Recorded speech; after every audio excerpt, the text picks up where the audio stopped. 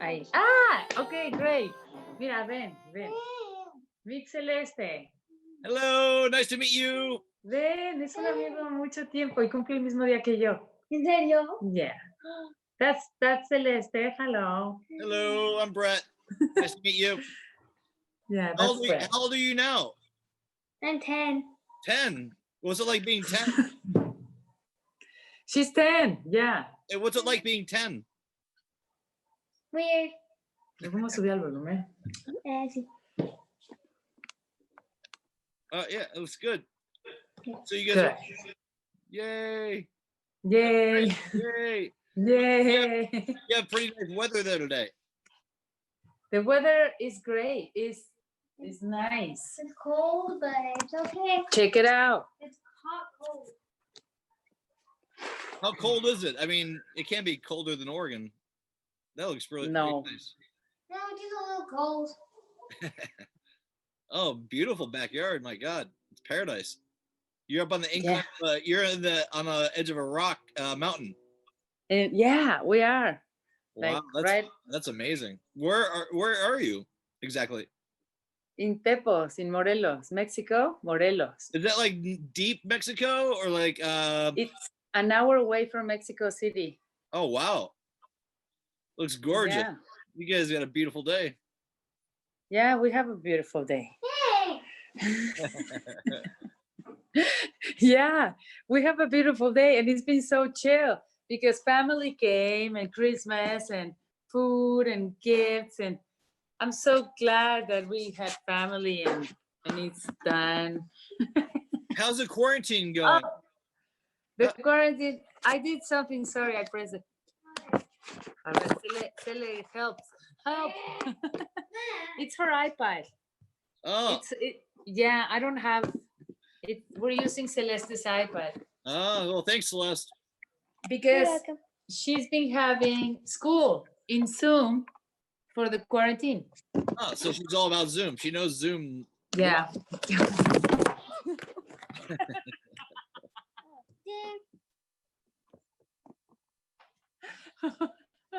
Oh God. Okay, guys. Yeah. All right. So let's do this interview. Okay. So your name is Talia Gomez? Yeah. My name is Talia Gomez Rubio GariBay. That's right. I was gonna say something. And what do you do? I've known you for, well, she can fly too. Okay. So wait. Okay, so we've known each other for like a long time. Just you're on Brett's with Friends. This is the interview's already started and we've already rolled. And I'm gonna try to get the graphic of the spelling that you just said your name. So, but what do you? I don't know how to begin almost because I've known you for so long. I've known you. Yeah. I met you in Venice a million years ago through friends, DeWitt, Saskia. There's a whole Andre. There's Antonio Gurr, your brother. Yeah. We met probably like 30 years ago. I did an interview with your brother. Oh, you had? Yeah. Oh, good. So, but like, can you give us a little story about where you've been and where you're at now? I do believe you're into horses a lot. Yes. Yeah, I've met you in the States probably like 25 years ago, something like that. Right? 25 years in the making. Yeah, 25 years ago, I probably met you. And anyways, I arrived to Mexico. And Celeste is my daughter, which is 10. She's 10 years old. And when she was born, I got into horses. She was a year, almost 2 years. And no, sorry, she was 8 months. And I got into horses. So pretty much I've been with horses almost 10 years. And I've been taking clinics, classes, workshops, and whatever I can get my hands involved. And now now that everything is online, it's been easier because I can take classes. I finish classes, un diplomado of coach assisted horses with neuroscience, Texas Institute. So it was great. I didn't have to go, and I can do it online. And so it's good that way. And we had a Pat Parelli clinic with Alejandra Gonzalez also online. And that's good because it's easier. You don't have to go, and also it's more expensive when you travel and you have to spend on hotels, etc.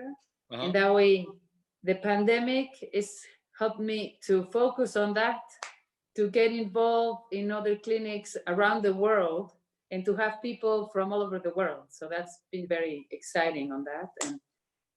And here in Tepos, I created a school, a club for kids on horse assisted with therapy, equine therapy. And we do games, neuroscience games to learn better activities with your community, your school, your behavior, etc. So it's been very amazing here in Tepos. So like, are you is a therapy for the horse like can you go into a little bit more detail of what exactly that is? Yeah, equine therapy, it's called equinoterapia. And I did have the luck that the mother of equine therapy lives in Mexico. In Mexico, the mother of equine therapy in Mexico lives here in Tepos. So in my hometown, so I got the opportunity to study from her. And it helps in so many different ways, in physical way. If your child has problems as autism, paralysis syndrome, Down syndrome, cerebral paralysis, on that kind of physiology, but also helps in emotions also. Like I treat kids that they're not considered special kids, like Celeste and all other kids, which I think all the kids are special, and all the kids have something to work on. Maybe it's not cerebral paralysis or autism as such, but there are kids that have emotions, and they go to school and they are challenged with the day of day life. And so in neuroscience, we work with 5 brains: your 3, your heart brain, your stomach brain, and also teach the kids to understand themselves. Yeah. And also the horses, they are amazing. They're amazing creatures that live in the planet for so long as mammals. You know, it's the most evolved. They have 60. Well, the dinosaurs are 60,000 years of evolution, and the horses are 55. Oh shit! So yeah, so it really is like a dinosaur. Wow, it's amazing, and it's evolved. ¿Me pasas el folder? It's the evolution of the horse is amazing. It's been through so much in the planet. What did they how have they looked? What did they look like when they were first? Yeah, I'm trying to get Celeste a folder. Yeah, hold on 1 second. I'm gonna show you. I have images. No hay más. Okay, hold on.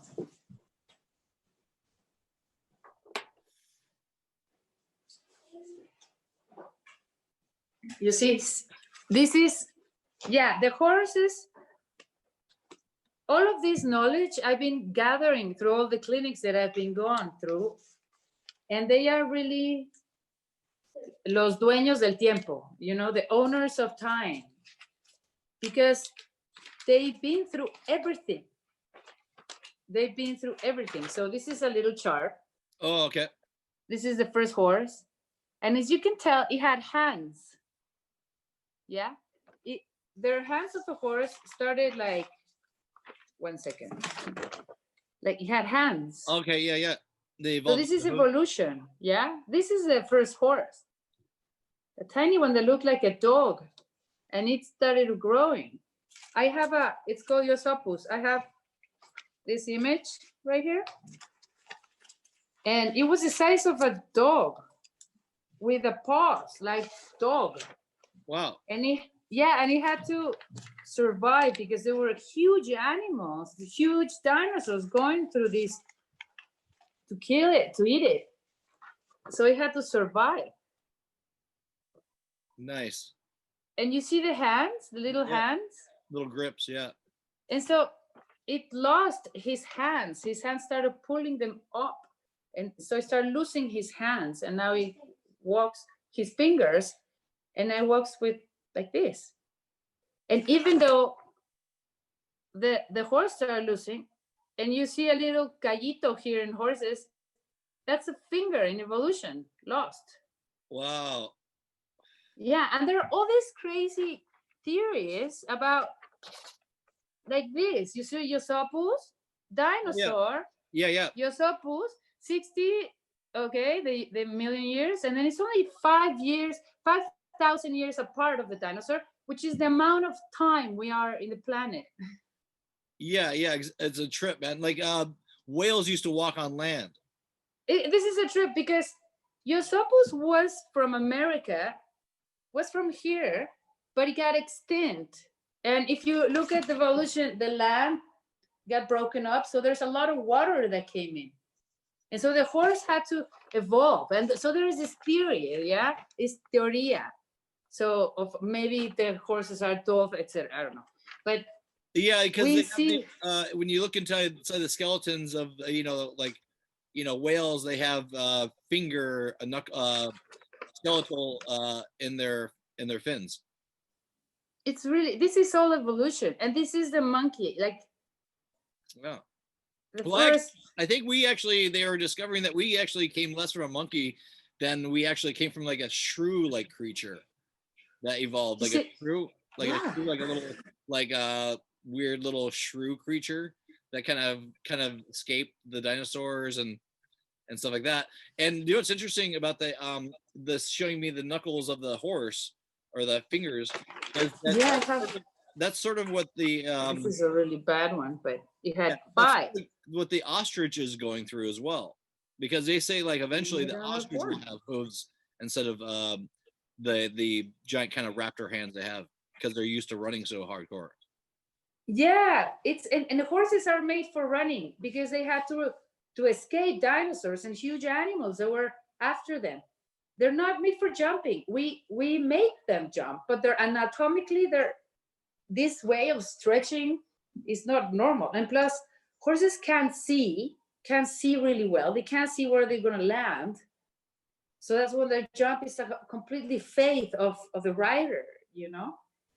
I mean, horses have been amazing. They have all these amazing possibilities. They have this smell. They smell at 3 kilometers. They hear you at 1 kilometer.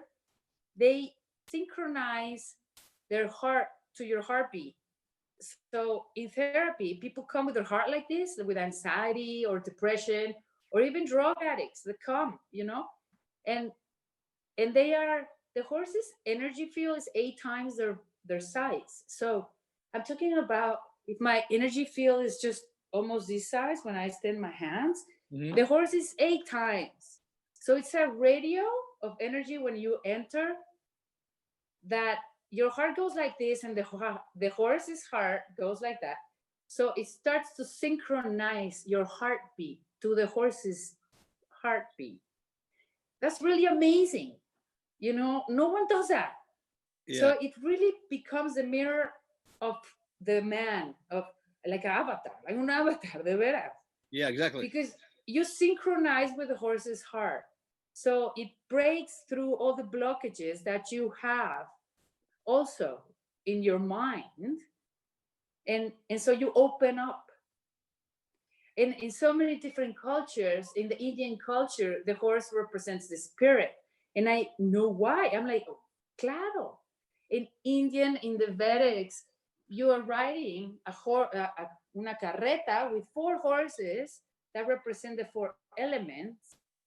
So it really is amazing how the horse can really be with a human as parallel, you know. Yeah, yeah. It gives you legs. People with paralyzed or with wheelchairs, it gives you legs. So it's amazing. And in the process of giving you legs, in paralysis, cerebral paralysis, there's something that actually happens scientifically, because when you get on the top of a horse and it gives you the same movement of walking, your brain starts to think. Every time you make a move, you have to send a signal to your brain to tell the brain move and make me walk.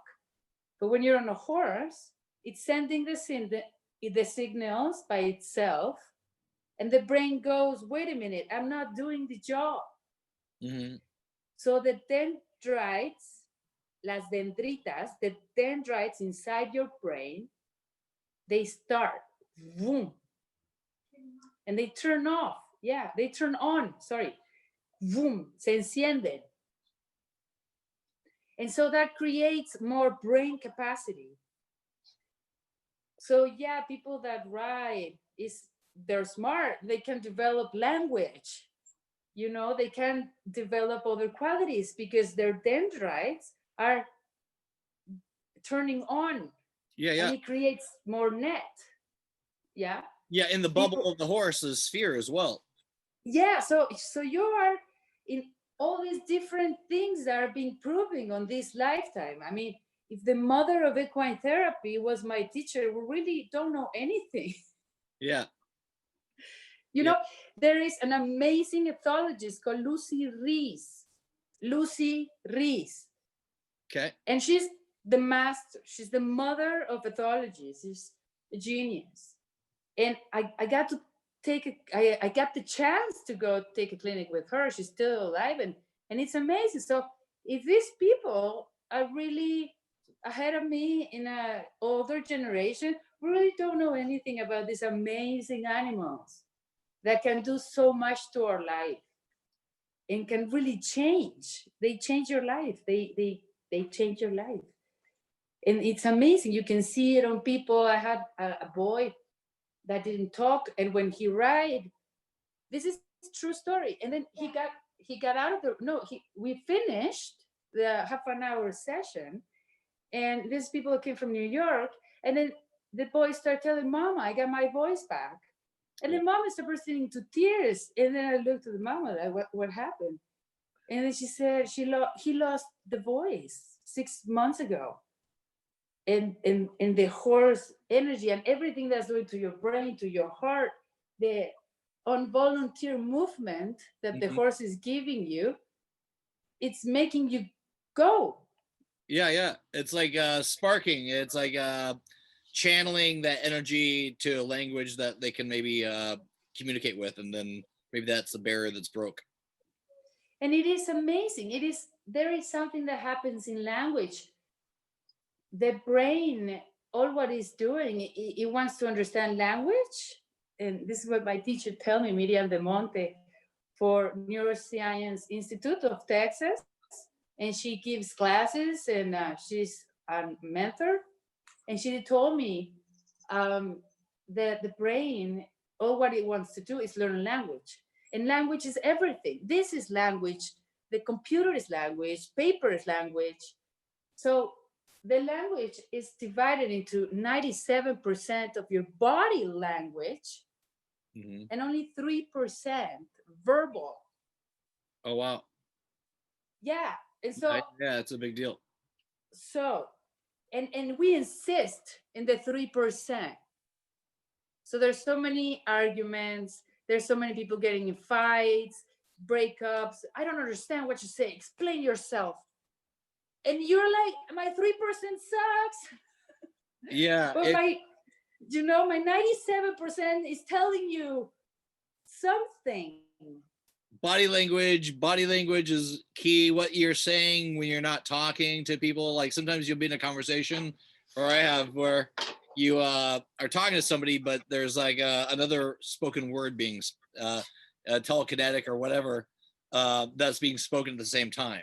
Like people are very Yes. their words. Sometimes they'll say something, but as they're saying them, they'll be there's another Yes. level of thought there that you're like you are Now, bullying me. You're not telling me the truth or whatever. exactly. So what happens with the horse? The horse is a professional with a 97% of your body language. Yeah. So there's no lies. So there is a coherence happening. You know, the horse can, I mean, I ask people every time they come in, are you honest? Are you a person that says something and does it? And everyone's yes. Yeah. And when you enter with horses, they smell your chemistry. Those 3 kilometers, they can break your DNA code and see how old are you. So they know when you're lying, when you're not, and they can smell that. And if you're not coherent, they're not going to follow you because you can eat them tomorrow. Yeah. No? So it's not going to trust. Yeah, it's not gonna. So what is it called? Like when they're breaking a horse? What exactly is that? Because I know very little, but I know people that have had horses. But like, is there a certain to break a horse is to make it your at your will or do the things that you needed to do or something, or is it the There are so many different ways. Yes, there are so many different sounds kind of cruel or weird or what? It's a communication. It's language. And there is a natural horsemanship, which I recommend, which is a connection with your horse. You see, it's a connection with the animal without forcing, without, breaking the horse. Yeah. I don't. It sounds. I don't want to break a horse. It sounds it's gonna break you first. Yeah. It's like what's that? I never understood what that meant exactly. And it's a matter of sensibility, of empathy. It's a matter of understanding what is also your connection. I mean, this 97%, the 3%, and people still say, show who is the one that, el que manda, who's the boss, Yeah. And the horse is there, like, so smart. The horse is so smart that he knows that humans are so terrible that they have to, they're so smart. So they'll go, okay, I'll be cool. So you feed me still, you treat me okay. and I believe breaking a horse it's not that. I had a horse that was a rescue horse. I was never, nobody ride her. Sí, la montaron. And we did it, but we did it with so much love that was not uncomfortable for her. It was not something that she had to deal with, and her emotions, and like freaked out and like, are you gonna eat me or not? Are you gonna do something to me? So there's a complete trust with touch, with care, and also, with limits, and you have to go spend some time with your horse and touch your horse and pet your horse and talk to your horse. And in horse whisper, I figured out that was horses hear you at 1 kilometer. So if you're yelling, that's why we have to talk to horses really, really quiet. Because I'm right here with the horse and he hears me at 1 kilometer. So I have to talk to the horse really quiet, so that we need to whisper to the horses. They don't like people yelling, they don't like screaming. And so there's ways of treating this animal that's survived thousands of millions of years. And it has so many possibilities for humanity. It's been through humanity through ever. The machines, the industry, the fields with crops and food, the whole thing of ferrocarriles, trains and cars. And now that we are all yoga and naturals, we discover it does. It helps with our brain and with therapy, with coaching and constellations, and because they synchronize with us. And it's not a thing of the leader. They work in groups as manadas, as families. So they have a whole concept also of taking, surviving. Yeah.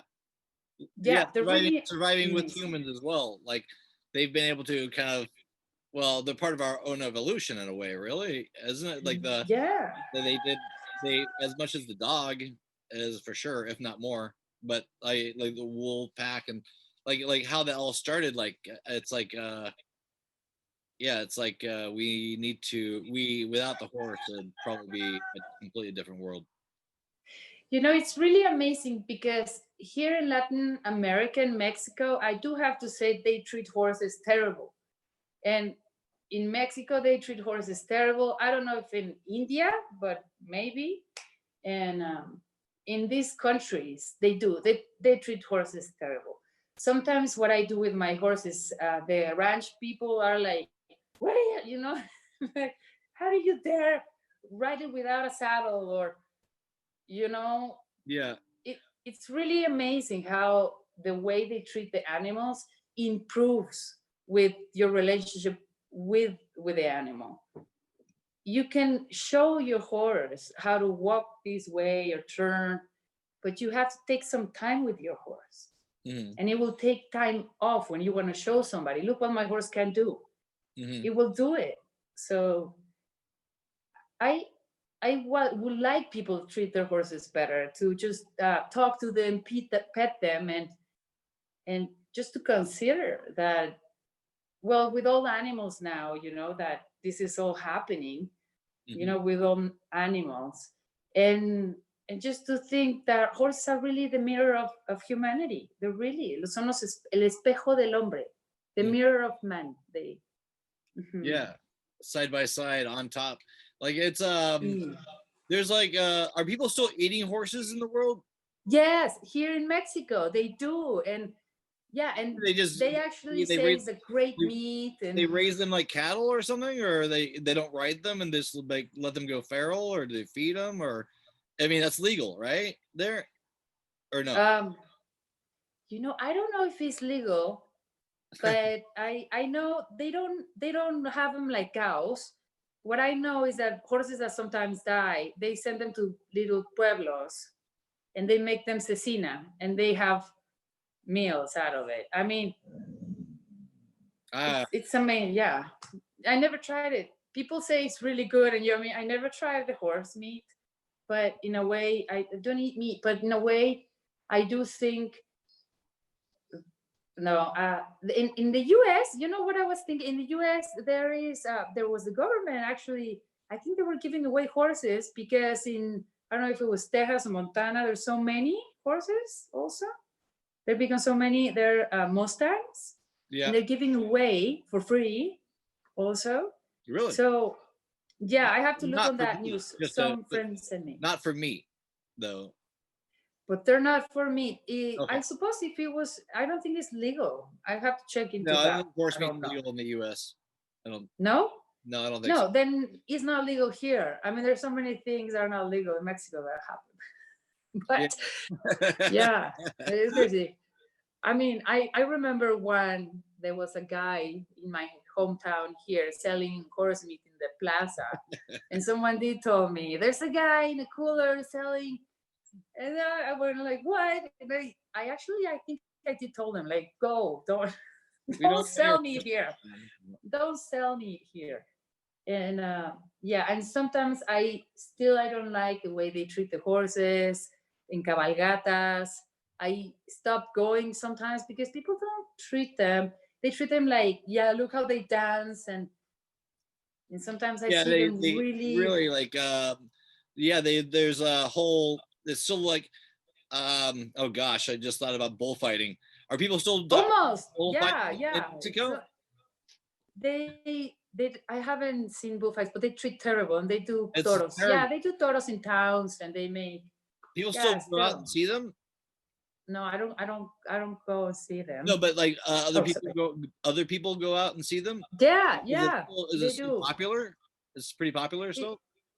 It's there. Most of them are in pueblos. In pueblos, they have toros, or yeah. That's gnarly. And yeah, they have all that going on, and well, la pandemia. I hope. I mean, yeah. Well, there's a lot of people going through a lot in pandemia, and I think now that a lot of people got locked out in their houses, they get to realize, a horse feels the same emotions that the human does, but it's not able to recognize them. But it feels the same amount of emotions that you and I feel. Mm-hmm. And so if a horse lives in a box, it's like, there you go. You have a crazy horse, Yeah. So if you had a pandemic that lasted a year only, or 6 months where you were in your apartment or locked down, you can imagine a horse that's going through all those emotions and is not able to recognize them. When you are able to recognize in pandemic and you think, oh my God, I'm going through this and I'm locked out, I need to go out. The horse doesn't. He just goes not a insane robot. with his song. Yeah, it's not a robot. Yeah, exactly. And you have to be very careful too with animals like that. You always have to be aware. There's so many possibilities of risk also. Like I give my classes, I'm always very aware of all the possibilities, either weather, either something that happens on the street, or the kid, or the material that we're using, because they're really nervous animals, and they see everything different because they don't see well. Yeah. How do they see? What's their focal view? So they do they see in 360, or because their heads are like an owl? It's like that. Yeah, it's like this, like that. Yeah. And they don't see in front. They don't see in the back. That's why they also kick, because they hear but they can't see, so they get nervous and they kick because they don't see in the back. They don't see in the front. They can't see the bottom. So when you ride, you become eyes for them. Mm-hmm. And you lead them through the floors. Or when you jump, you have to make sure you land your horse right. If not, the horses can't see the floor. Mm-hmm. And can't see who's riding, but can smell it. Amazing. Mm-hmm. And can hear it very well. And on this vision that's like that, mm-hmm. can't recognize really close. Let's say I'm here. Yeah. And the horse would not recognize me here. If I'm standing here and grooming the horse, cannot tell, oh, it's Talia grooming me. No, you can tell, oh, it smells like Talia and he talks like Talia. I can't do this. Yeah. But it won't recognize me. It recognizes for a meter away. And then you can see, oh, Talia is there. So their vision up close is generally not that good. Their vision up close is not good. They can see their view. It's better if they're like 8 feet away for them to recognize you. Yeah, like yes, yes. And also their focus is like one of those things that you put in curtains that you open and they go like this on the curtains. Shutters. On a window. Shutters. Like lines. Shutters. Lines. And they have one that's focus, not focus, focus, not focus, focus, not focus. So the horse moves like this, yeah? How they move like that. Because it's focusing, not focusing, focusing, not focusing, and putting all the image together. And then suddenly focus everything. Yeah? Does it make sense? Yeah. Yeah. Mm-hmm. That's a trip. We must look like aliens to them. Like, oh, here they come again. These weirdos gonna jump on my back. Yeah, and then imagine going at that velocity too. So, and then think about this. They're so sensible. Horses are so sensible. Let's talk about that. Let's talk mandibles. They're mandibles of the horse. That's how can you tell the years? Because they're born like this. Their mandibles born like this. And as they go old, their mandibles start to go like that. Yeah. Yeah. So they go like that. And they are born like this. And then you go, oh, it's born.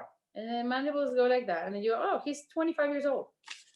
And so that goes on the teeth. And when you have a brake that goes, to break the horse. Uh-huh. How do you call it? I don't know how you call it. It's a mouthpiece thing. Yeah. and you break, you know, you go, oh. I hate that. I didn't And like goes doing the that in the ring. horse because it seems Yeah. like it's uncomfortable. I mean, just put a fork, bite the fork. No, I don't. Yeah, I don't want to. Go like this, go like this, and see if it's not uncomfortable. So when you're riding, you have the rope is going through the mouth of the horse, and you're controlling the horse again. Oh, of course, it's intense. Yeah. Yeah. Yeah. And of course, it's going to want to break. Of course, it's going to do. And a lot of things happen. And it depends on the material that you use inside the mouth. Well, aren't they metal? Those are like metal devices, right? Metal, yeah. Aquí se llaman frenos, bocados. Y son different types. Some of them are nicer than other ones. Some of them are brutal. Some of them are okay. And in natural horsemanship, we don't use that. Take out, and you just have them pre-mouth. Yeah, and you use other things because when you have that, I mean, come on, it's an animal. It's a beast. It's a beast, and yeah, it's huge horses sometimes, and you control them through this a lot because of course it's gonna pay attention to you, you know. Yeah. Well, yeah. Do it to anyone. Yeah, yeah. I mean, that's gonna. You get really. It seems like if I was to be put in one of those situations and I was a horse, I would not like people very much. So also so there's so many possibilities of the personalities, of you know, personalities, and have an owner that treats you like that. Yeah. Oh God, it's okay. And then and you depend on this person to feed you.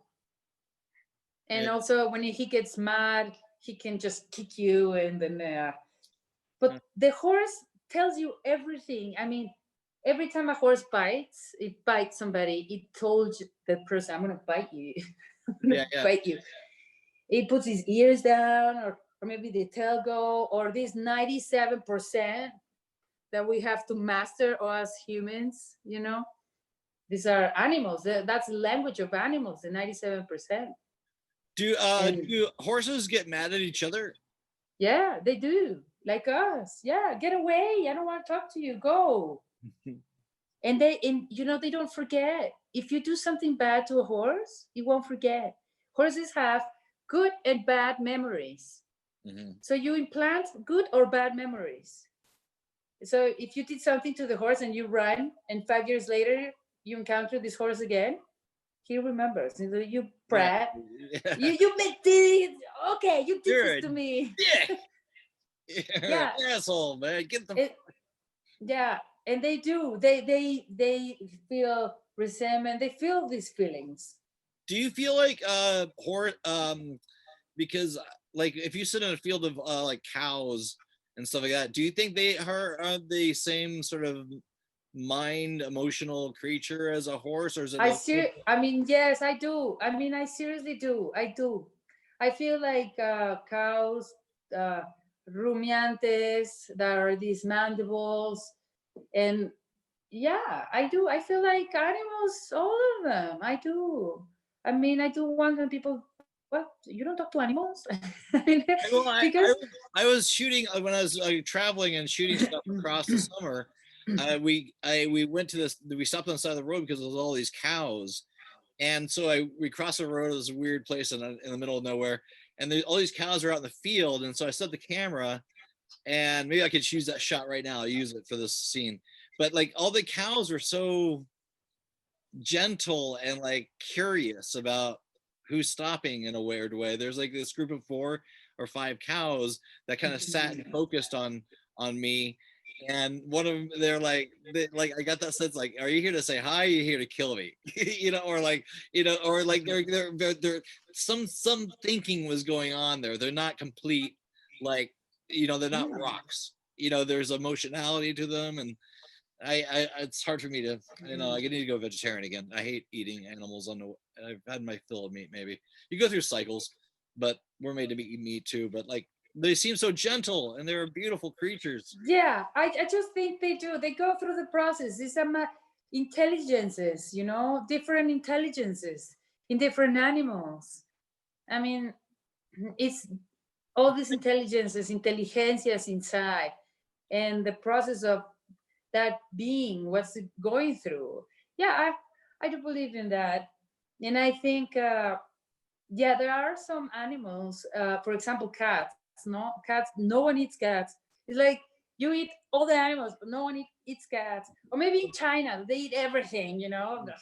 But it's interesting how this whole process goes, you know, with the animals and stuff. And I just really think also they're animals that help.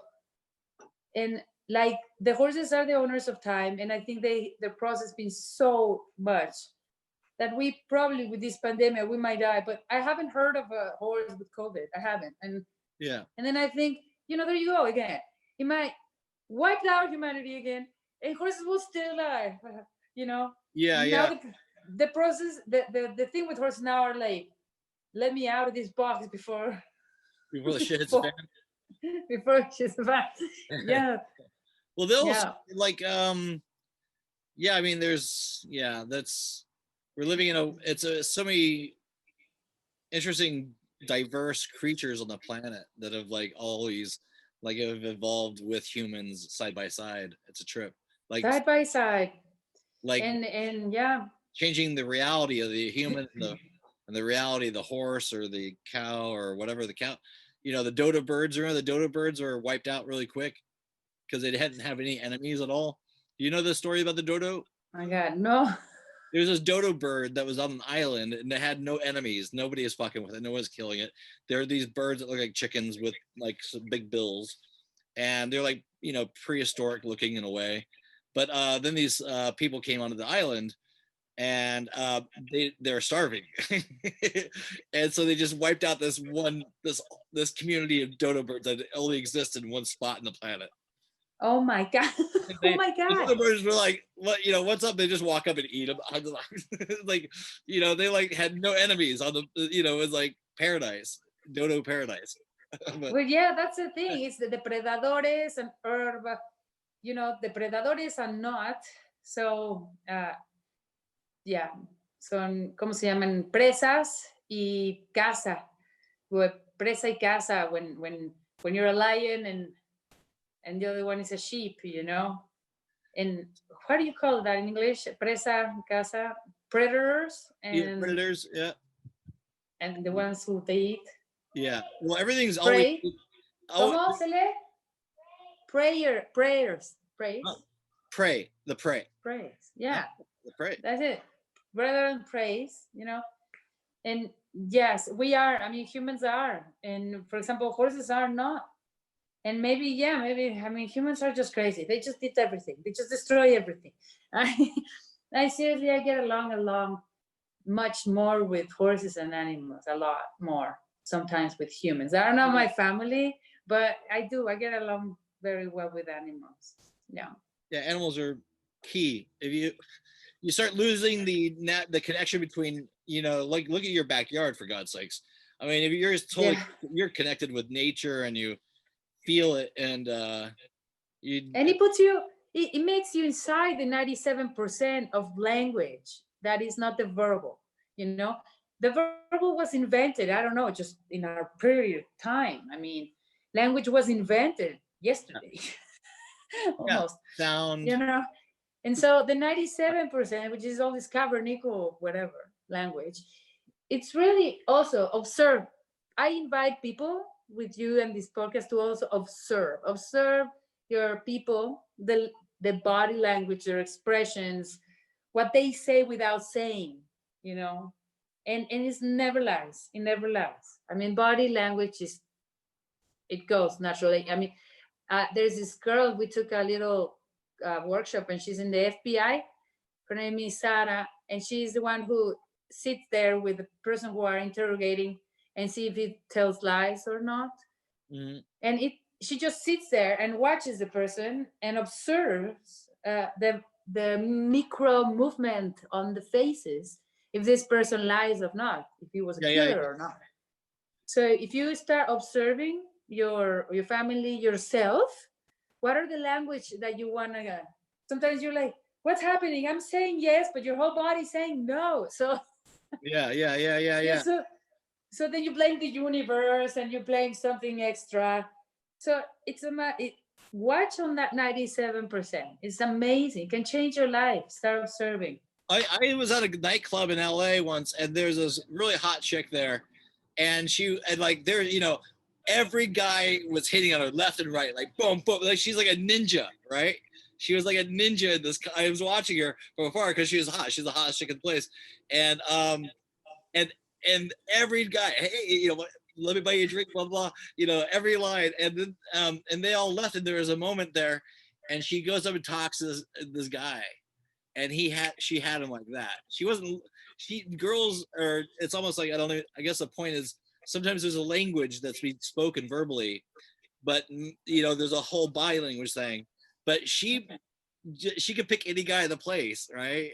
And so as soon as she found the guy that she liked, it was like that. After like maybe 15 minutes of guys hitting on her, she didn't want to. So there's almost like this, like things know what they want, and they can pick it out, like evolution wise too as well.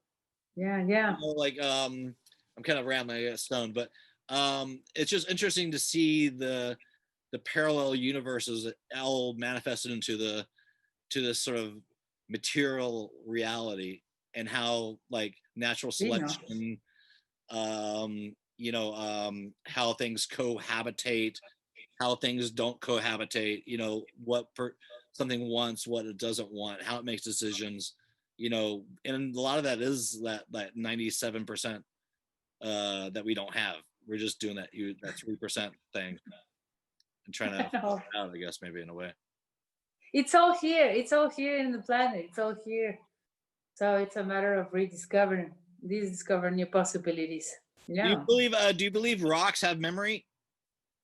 Rocks? I never thought about it. I really have never thought about rocks having memory, but I'm sure they do because they have a lot of time involved. Yeah. I mean, they must, rocks are just time. So it's really, yeah, why not? They do. They probably do have memory, and it's, I mean, I also think we're barely discovering rocks too. I mean, I just think the brain is never evolved from the changos. So yeah, not one single evolutionary brain. So I think we're still there. We're still trying to figure it out, and maybe this new era of Aquarius will help us out to try to open up those type of ideas, like the possibility of maybe there is some sort of memory involved in a rock. It can be. It will be amazing if we can get to that. And yeah, well, if this planet is a rock, then this planet has memory. Definitely. And it moves and shakes around and changes, and things live on it and die on it, and definitely, I mean, there are stories, there are myths about the Atlantis. There are rock creatures. El Popocatépetl from Mexico is a rock legend, is a warrior. So there are. Have you by chance seen a chupacabra lately? I haven't seen it, but we went through a process in town. Like I think, like probably, I don't know how many years ago, but there were some crazy animals that died. Chupacabras, was that? I had a movie that I wanted to make called The Chupacabra. It was back when that Chupacabra thing came out. I have like a whole like idea about the Chupacabra movie.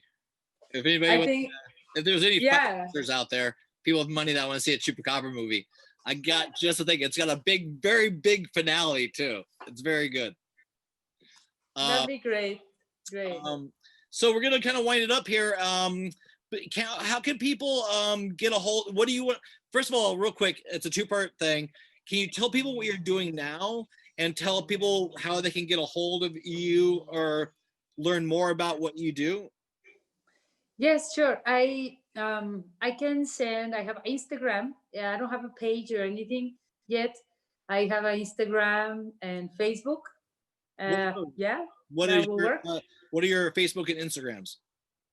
Yeah, my Facebook, it's Talia, GRG, That I should write it down and you can write it. I'll try to put a graphic down on the bottom of the screen. I'm gonna put like Yeah, it's yes. I will put it here because it's in Spanish. Let me put it here. And I'm doing classes right now. Well, hopefully we have a Spanish listening audience out there, so you can tell it to them in Spanish as well. Yeah, se llama Ecus Tepos. Tengo una escuelita. I have a little club, kids club. I do coach assisting horse with enterprises. This is it. Sorry. Oh my, this is terrible. Yeah, yeah. Ecus Tepos. Okay, that's one. Okay, I do groups of people and they come with coach. I do coaching. That's without riding horses. And I can have 3 people, 2 people, or groups of 6, etc. With companies or schools. And we have classes that are one-on-one. And one is equine therapy, which is without saddle. And we do movements with arms, and it's good for balance and emotional things as well. And I work with kids that have problems and kids that don't have problems as physically, like I said, paralysis, etc. And kids that are more able to do that work, I do train them for riding. So they are going to learn how to ride and jump and do all of that. Without saddle, we do natural horsemanship. We do it without saddle, without brake, without all that stuff. Yeah.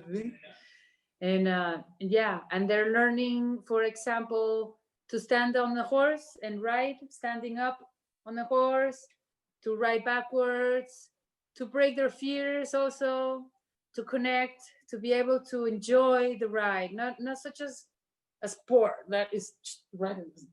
Also enjoy and feel good and have fun and be safe in it too. So yeah, we do that. So I work with groups, schools, and the community families and people that have issues. For example, breakups, parents that are breaking up, women come, and they also. I have a group of women about my age that come to empower, also to feel empowered, to get back things that are lost in the process of giving birth and having motherhood and being a wife. And so the Amazonic also brings in this empowerment of, oh, I forgot this was I. And that's also therapy. And so you can find me in Instagram, and that's pretty much where I'm at. And the Facebook, it's because my phone number is from Mexico, and but this is my Instagram, my Facebook, Talisman. My phone is bad. You can barely see. No, that's good. I'll freeze frame it if you want. Yeah, keep it up there for a second. So there she is. I want to come and ride horses with you, or not ride them, but hang out. Yeah. I'll hang out. I'll come once this COVID thing gets on over, and we get on the other side of this thing. Hopefully, we'll see each other in the future. I want to come hang out. I want to climb that rock in the back of your house. I won't do that. Really. Yeah, come. come with. Yeah, we can work and ride and go rock climbing. Yes, people, anytime you guys come to Mexico City, and I live an hour away from Mexico City on driving. It's a little town called Tepoztlán, Morelos. And it's beautiful, and it's like the countryside. And the activity is to ride horses and to learn natural horsemanship and have a good connection. Yay! Yay! That was an interview. So I'm gonna edit this thing together and good. Soon. I was gonna ask you what your do you make any shakes to stay in shape for the horses, or how do you stay in shape to be able to ride these horses like that? Or I eat very well. I eat very well. I'm very strong. And What do you eat Yeah. that you recommend so other people could be Talia strong? we'll eat definitely 3 meals. 3 meals, and if you can 6. Okay. So just eat all the time. Yeah, like snacks in the middle and healthy, I guess. Yeah, okay. All right. I just wanted to squeeze one more last question. All right. I'll talk to you soon. Thank you, Tally. Thank you. I'll talk to you soon. I'll talk to you. Thank you. Great seeing you. Yeah, nice to Great meet seeing you. Great. Yeah, nice to meet your Yeah. daughter. Right. Tell your daughter I say thank you and goodbye. And Thank you. hey, Bye. I'll see you guys in the future, right? Yeah. Bye. Bye. Bye. See ya. Bye. Yay, that was good. Yay. All right, that was my awesome interview with Tally. Horses, lots of horses. Gotta do a quick commercial. This was episode 22 of Brett's with Friends. That was a good episode. So I got my buffalo hats. They're up for grabs. You can always text me or email me, or there's 1,000 different ways to get a hold of me. brettwoods.com, Instagram brettwoods22. There's also the Pens Fly hat. It's not going away. It's still fucking funny. Pens Fly hat. pensflyhat.com. Pens Fly hat. I like to actually wear on the side. I think that's where I've decided that looks good, even though it looks like I'm trying to be a 12-year-old boy. But anyways, more interviews coming up soon. Thankfully, that was awesome. All right, see you in the future. 青い海からやってきたぽにょぽにょぽにょ膨らんだまん丸お腹の女の子